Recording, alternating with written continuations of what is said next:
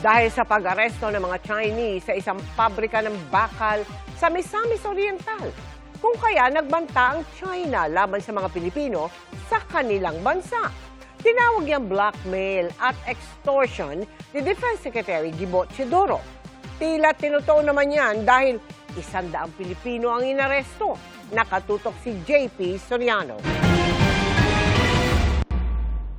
Nakikipag-ugnayan na raw ang Department of Foreign Affairs sa Philippine Embassy sa Beijing kaugnay ng anunsyo ng Chinese Foreign Ministry na mahigit 100 Pilipino ang inaresto o inaksyonan dahil sa illegal umanong pagtatrabaho o paninirahan sa China. Sabi ng DFA, inaalam na nito ang eksaktong bilang ng mga inarestong Pinoy, ang dahilan bakit sila inaresto, pati na ang kanilang kalagayan.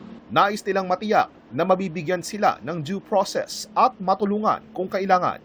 Pero lumabas sa pagdinig sa Senado kahapon ang isa umanong pagbabanta ng China. Ayon kay Presidential Anti-Organized Crime Commission Executive Director Benjamin Acorda Jr.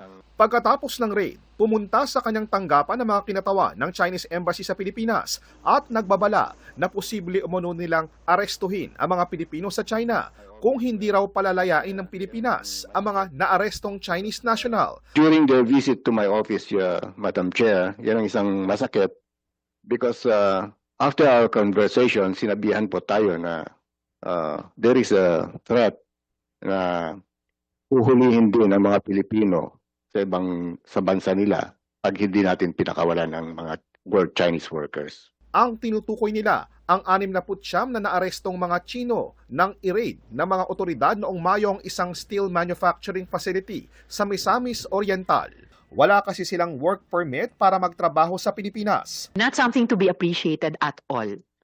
Yung ganyang mga banta of simple retaliation para sa legitimate law enforcement operations. Si Defense Secretary Gilberto Gibo Teodoro Jr. naman, tinawag na blackmail at extortion ang ginawa ng China na pag-aresto sa mga Pilipino. Kinunde na rin niya ang umano'y pagtatangka ng China na manghimasok sa law enforcement process ng Pilipinas at ang anyay blatant blackmail laban sa mga Pilipino. Hinihingan pa namin ng pahayag ang Chinese Embassy kaugnay sa issue, pero nakausap ng GMA News ang isang opisyal ng China sa kondisyong hindi siya papangalanan.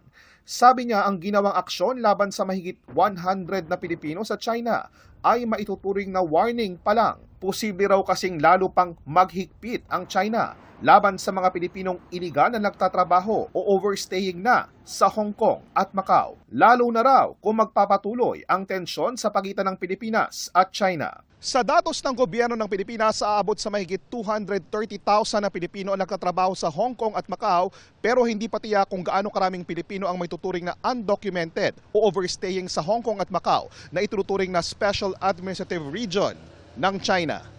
JP Soriano, nakatutok 24 oras.